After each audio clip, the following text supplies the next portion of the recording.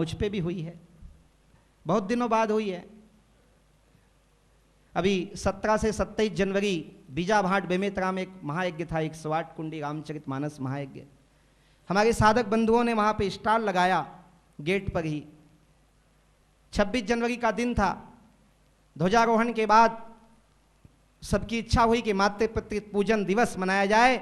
मैंने कहा इसको मनाने के लिए इससे बढ़िया मंच नहीं मिल सकता, जहां 100-100 गांव के लोग आए हैं, इसी मंच में हम अपनी राम कथा के मंच में मातृ पितृ पूजन दिवस मनाएंगे। बड़ी सुंदर तैयारी हुई। 14-15 माँ बाप आए, वो बैठे हैं बच्चों के द्वारा पूजा। हमारी छोटी बहन ने बहुत सुंदर बात कही। दुर्ग की सांसद सरोज पांडे थी, बहुत से नेता लोग भी आ गए, मैं भी मंच पे बैठा था। संयोग की बात है कि 30 साल पहले संन्यास लिया, 8 साल की उम्र से संन्यास लेके बाहर निकला, संसार में घूमता रहा, हजारों लाखों माँ बाप का प्रेम मिला, भाई बहन मिले। जब माता पिता का पूजन हो रहा था, मंत्रों का उच्चारण होने लगा, एक बालक ने माँ बाप के चरण धोए, उसके बाद टीका लगाया, अपने माँ बाप को माला पहनाया और माँ बाप ने उसके सिर पे हाथ रखा। देख देख करके मेरा मन प्रफुल्लित होने लगा। मैं उस समय राम कथा के मंच पे बैठा था, मेरे तरफ नेता लोग बैठे थे, मेरा मन मुझे धिक्कारने लगा। मेरे मन के अंदर बापू प्रकट हुए। उन्होंने कहा छोड़ दे गद्दी, उतर जा आसन से, जा और जाके माँ बाप के चरणों में बैठ जा। 30 साल के साधु जीवन का सबसे आनंदमय क्षण था बंधुओं।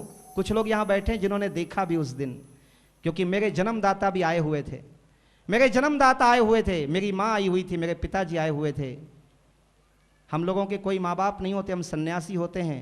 लेकिन शंकराचार्य की माँ ने जब अंतिम घड़ी में पुकारा तो शंकराचार्य, कौन शंकराचार्य? ये आजकल कुकुरमुत्ते की तरह उगने वाले शंकराचार्य नहीं, वो आद्य जगत गुरु शंकराचार्य जो भारत के अध्यात्म के मूल पीठ में हैं, ऐसे आद्य जगत गुरु शंकराचार्य।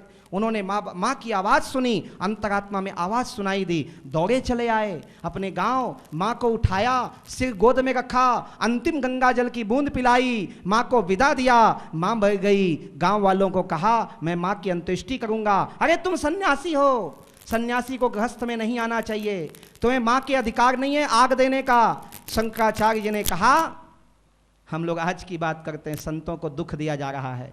उस समय आद्य जगत गुरु शंकराचार्य जैसे को कितना दुख मिला। पूरा गांव ने बहिष्कार कर दिया और एक ठेली बनाई। शंकराचार्य ने एक ठेली बनाई और ठेली बना के पीठ में अकेले अपने माँ को लादा और अकेले शमशान गए और अकेले चिता में आग देकर अपने माँ का उद्धार किया। यह हमारे देश की परंपरा रही है। मैं तुरंत आसन से कूद पड़ा, उठ के गया। एक आरती साधक के हाथ में थी, मैंने आरती ली, मुझे उठते देखा, लोग समझ गए और दोनों को मंच पे ही बैठा दिया गया। मैंने प्यार से उनकी पूजा की। उन्होंने मेरे सिर पे 30 साल बाद हाथ रख के मुझको आशीर्वाद दिया। मेरा जीवन धन्य हो गया। ये होता है चमत्कार। कौन कहता है बापू एकांतवास में है? बापू उस समय बीजाभाट के मंच में बैठ के मुस्कुरा रहे थे। हम लोग जहां पे अनुभव करें ना, हमको वहीं दिखाई देंगे। इसलिए टूटो मत, कोई कहीं नहीं गया है, किसी के ऊपर कुछ नहीं हुआ है, केवल हमें कड़ी परीक्षा में तौला जा रहा है।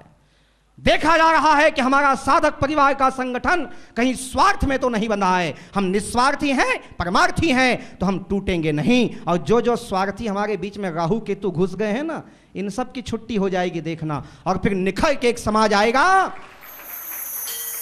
जरूरत नहीं कि हम 5 करोड़ बने। अरे भेड़ों की जमात से 2-3 शेर बहुत होते हैं। जरूरत नहीं कि हम 5 करोड़ रहें। यदि 5 करोड़ में हम 5 लाख भी बच जाएं, तब बापू के प्रेमी कहलाएंगे।